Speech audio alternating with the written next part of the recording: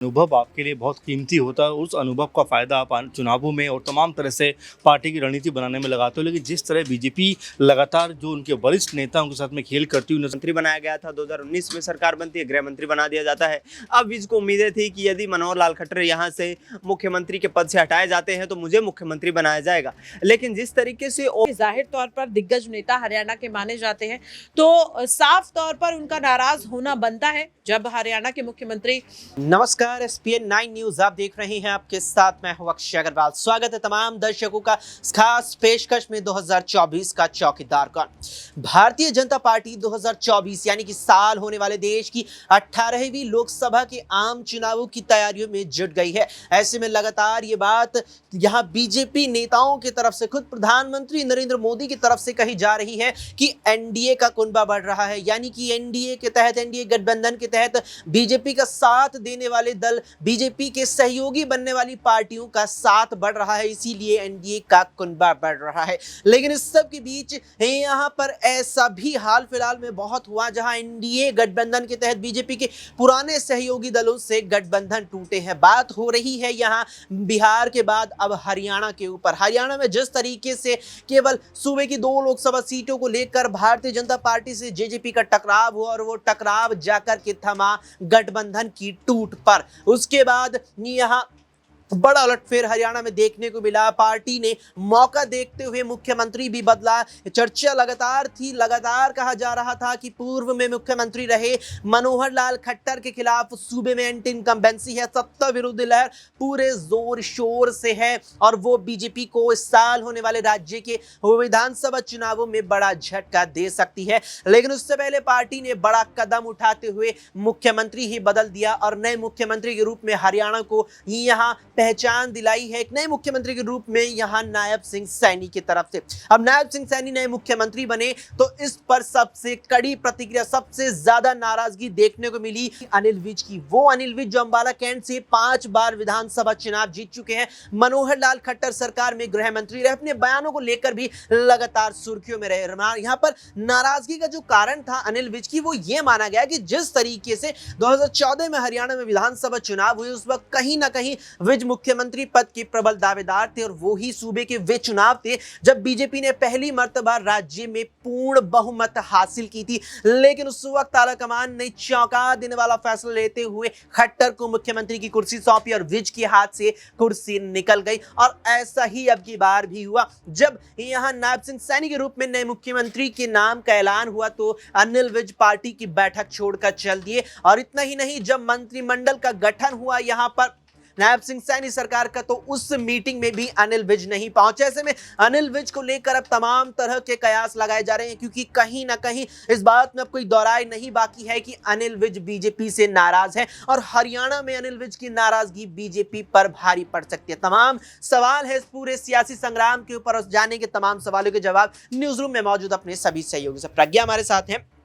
प्रज्ञा, जिस तरीके से कई दिन लगभग हो चुके हैं सैनी को मुख्यमंत्री बने हुए, मंत्रिमंडल का गठन भी हमें देखने को मिला बीते शुक्रवार को, उसके बाद भी अनिल विज की नाराजगी की चर्चा सब जगह है। हालांकि यहां पर गठन हुआ तो उस दौरान मुख्यमंत्री भी खुद अनिल विज के घर पहुंचे, मुलाकात की, लेकिन नाराजगी थमने का नाम नहीं ले रही है। क्या ये नाराजगी बीजेपी को इन चुनावों में नुकसान पहुंचाएगी और साथ ही साल होने वाले राज्य के विधानसभा चुनावों में भी? देखिए, बिल्कुल क्यों नहीं, और सिर्फ हरियाणा ही क्यों, आप कई और राज्य में देख लीजिए कि भाजपा जो ये जोड़ तोड़ की राजनीति कर रही है, इसका नुकसान कहीं ना कहीं अब बीजेपी को भोगना पड़ रहा है। अगर आप बात करें बिहार की, तो बिहार में भी ऐसा ही हाल है।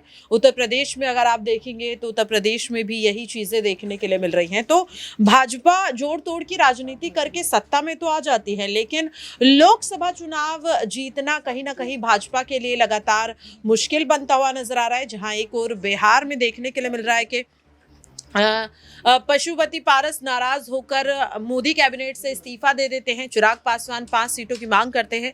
तो ऐसे में अगर अनिल विज की नाराजगी है तो मुझे नहीं लगता कि कोई गलत यहाँ पर उनकी नाराजगी है, क्योंकि जाहिर तौर पर दिग्गज नेता हरियाणा के माने जाते हैं।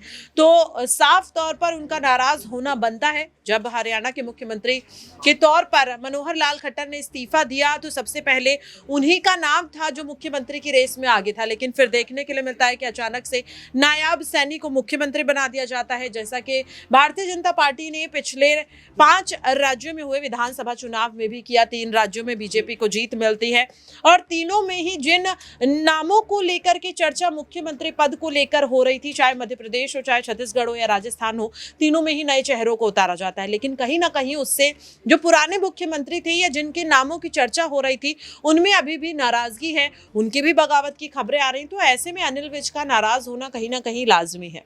बिल्कुल, यहाँ पर अनिल विज का नाराज होना स्वाभाविक है।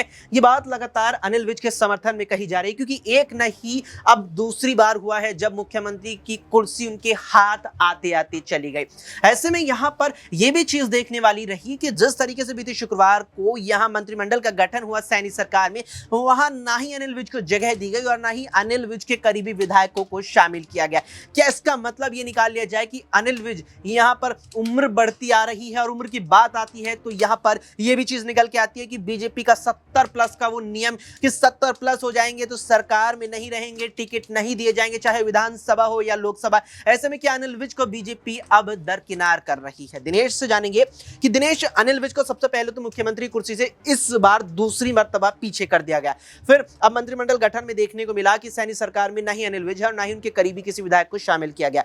क्या विज को अब पार्टी दरकिनार साइडलाइन करने पर आ गई है? देखिए, जिस तरीके का व्यवहार यहाँ पर हाईकमान की तरफ से देखने को मिला है, अनिल विज हरियाणा सरकार में वर्ष 2014 में जिस वक्त अम्बाला कैंट से विधायक बनकर के आए थे, उस जब हरियाणा में सरकार बनी थी भारतीय जनता पार्टी की, उस वक्त उनको स्वास्थ्य मंत्री बनाया गया था। 2019 में सरकार बनती है, गृह मंत्री बना दिया जाता है। अब विज को उम्मीदें थी कि यदि मनोहर लाल खट्टर यहाँ से मुख्यमंत्री के पद से हटाए जाते हैं तो मुझे मुख्यमंत्री बनाया जाएगा।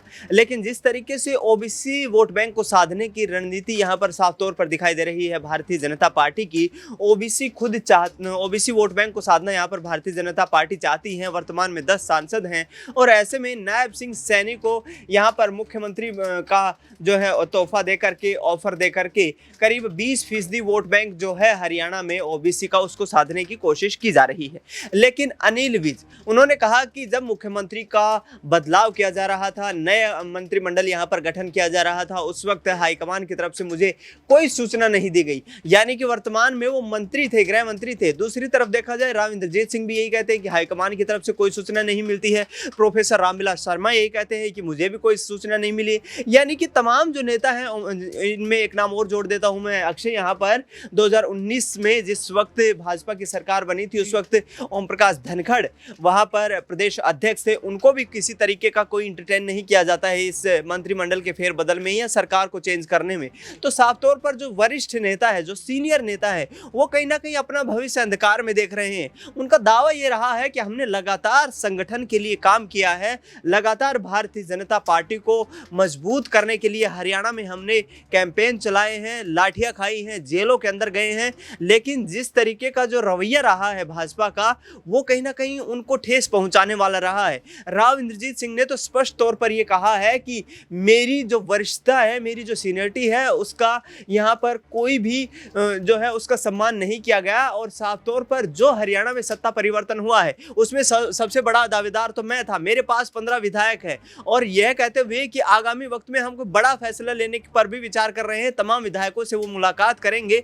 तो ऐसे में अनिल विज, राव इंद्रजीत सिंह, ओम प्रकाश धनखड़ और रामविलास शर्मा, ये जो बड़े नेता है, कद्दावर नेता है, और भारतीय जनता पार्टी हरियाणा में कहीं ना कहीं अपने कैडर को मजबूत करती है, तो इन्हीं नेताओं के इर्द गिर्द पूरा मामला एक घूमता दिखाई देता है। लेकिन अनिल विज मुखर तौर पर सामने आ रहे हैं, यहाँ पर राव इंद्रजीत सिंह मुखर तौर पर सामने आ रहे हैं, रामविलास शर्मा और यहाँ पर ओम प्रकाश धनखड़ अभी चुप्पी साधे हुए हैं। और देखना होगा कि क्या लोकसभा चुनाव से पहले या फिर हरियाणा में विधानसभा चुनाव से पहले कोई बड़ा सियासी उलटफेर हरियाणा में होता है। वाकई में यहाँ पर बड़ा उलटफेर हरियाणा में होता है, क्योंकि राव इंद्रजीत सिंह भी कहीं ना कहीं ये बात साफ कर चुके हैं कि 15 विधायकों का समर्थन उनके पास भी है और भविष्य में बड़ा फैसला ले सकते हैं। बड़े फैसले की बात है तो वाकई में यहाँ बड़ा फैसला बीजेपी की चिंताएं बढ़ा सकता है। लेकिन बीजेपी की जो पॉलिसी है, क्या पॉलिसी जानेंगे अमन जी से। अमन जी, बीजेपी की पॉलिसी है, अब आप वरिष्ठ हो चले हैं, सरकार से हट जाइए, राज्य सरकार हो, केंद्र सरकार हो। देखने को मिला मध्य प्रदेश में शिवराज सिंह चौहान, राजस्थान में यहाँ पर वसुंधरा राजे, और अब मध्य प्रदेश और राजस्थान के बाद हरियाणा में अनिल विज। क्या ये पॉलिसी बीजेपी पर ही आगामी लोकसभा चुनाव या कुछ वक्त बाद ही भारी ना पड़ जाए? देखिए, बिल्कुल राजनीति में कहा जाता है कि अनुभव आपके लिए बहुत कीमती होता है। उस अनुभव का फ़ायदा आप चुनावों में और तमाम तरह से पार्टी की रणनीति बनाने में लगाते हो। लेकिन जिस तरह बीजेपी लगातार जो उनके वरिष्ठ नेता उनके साथ में खेल करती हुई नजर आ रही है, उसको लेकर कई तरह के सवाल उठ रहे हैं कि क्या सिर्फ जो वरिष्ठ नेता हैं उनसे ही उनको दिक्कत हो रही है। क्योंकि अक्सर देखा जा रहा है कि जो पार्टी के कह सकते हैं बुजुर्ग नेता हैं, जिन्होंने पार्टी के लिए पूरी कह सकते हैं जीवन लगा दिया, उनको भी दरकिनार करने में बीजेपी ने कोई कोताही नहीं बरती। आपने देखा कि अडवाणी जी को कैसे साइडलाइन कर दिया गया, यशवंत सिन्हा हो, मुरली मनोहर जोशी हों। इस बीच अगर देखा जाए तो यहाँ पर राजे हों या फिर शिवराज सिंह चौहान हो, रमन सिंह हो, यानी कि लंबी फहरिस्त है जहाँ पर हम देखते हैं कि जो उनके वरिष्ठ नेता हैं बीजेपी के, वो एक तरफ हो जाते हैं। और यही कहीं ना कहीं प्रॉब्लम की जड़ है कि क्या वाकई जो लोग अनुभव प्राप्त कर लेते हैं उनको हटाना क्या बहुत समझदारी भरा फैसला है? क्योंकि नायब सैनिक को कह सकते हैं मुख्यमंत्री बनाना, कई तरह के सवाल उठ रहे हैं कि क्या बीजेपी कहीं ना कहीं इसमें चूक कर रही है। क्योंकि अनिल विज इतने वरिष्ठ कह सकते हैं नेता हैं, कई बार विधायक रह चुके हैं, कह सकते हैं कैबिनेट मंत्री रह चुके हैं हरियाणा सरकार में, लेकिन उसके बावजूद उनको दरकिनार करना क्या बीजेपी के ऊपर भारी पड़ता हुआ नजर आएगा? नायब सैनिक जाते हैं, मुलाकात करते हैं, लेकिन उस मुलाकात के बाद भी जो अनिल विज हैं उनका गुस्सा थमने का अभी भी नाम नहीं ले रहा। तो ऐसे में हरियाणा के अंदर बीजेपी के लिए हालात जो है मुश्किल होते चले जा रहे हैं। क्योंकि पहले ही दुष्यंत चौटाला के साथ में उनकी जो है दूरियां बढ़ गई हैं, दोनों अलग अलग हो गए। ऐसे में उनके सांसद भी कांग्रेस पार्टी में जाते हुए नजर आते हैं। वहीं जो अंदर खाने का कह सकते हैं पार्टी का जो मजबूत क्या कह सकते हैं आधार होता है, उसमें भी कहीं ना कहीं अब जो आपस में मतभेद उभरते हुए दिखाई पड़ रहे हैं, जिससे पार्टी का जो अंदरूनी मामला है, जो कलह होती है, वो उभर के अब सामने आ रही है। क्योंकि इस तरह से अनिल विज का तुरंत मीटिंग में से चले जाना कई तरह के सवाल खड़े करता है कि क्या वाकई हरियाणा बीजेपी में सब कुछ ठीक चल रहा है? अगर सब कुछ ठीक नहीं है तो इसका खामियाजा मेरे ख्याल में हरियाणा के अंदर बीजेपी को आने वाले लोकसभा चुनाव में उठाना पड़ सकता है। बिल्कुल, यहाँ पर खामियाजा उठाना पड़ सकता है, क्योंकि अनिल विज इकलौते नहीं है। रमन सिंह देखने को मिले थे हमें हाल में छत्तीसगढ़ में, शिवराज सिंह चौहान, और उसके बाद देखने को मिली राजस्थान में वसुंधरा राजे। लेकिन बीजेपी की ये पॉलिसी क्या उससे वाकई में 400 पार करा पाएगी? अब की बार 400 पार का नारा भारतीय जनता पार्टी ने अपने सहयोगी दलों के साथ मिलकर एनडीए गठबंधन के लिए दे दिया है। क्या वो वाकई में वो इस नारे के चलते, क्या इस नारे के बलबूते और क्या अपने नेताओं को इस प्रकार से एक तरीके से साइडलाइन करके इस नारे में कही गई बात को सच कर पाएंगे या नहीं? इस पर आपकी क्या कुछ राय है? कमेंट बॉक्स में हमें कमेंट करके जरूर बताएं। फिलहाल के लिए इस पेशकश में इतना ही। देश और दुनिया की तमाम खबरों के लिए आप देखते रहें SPN9।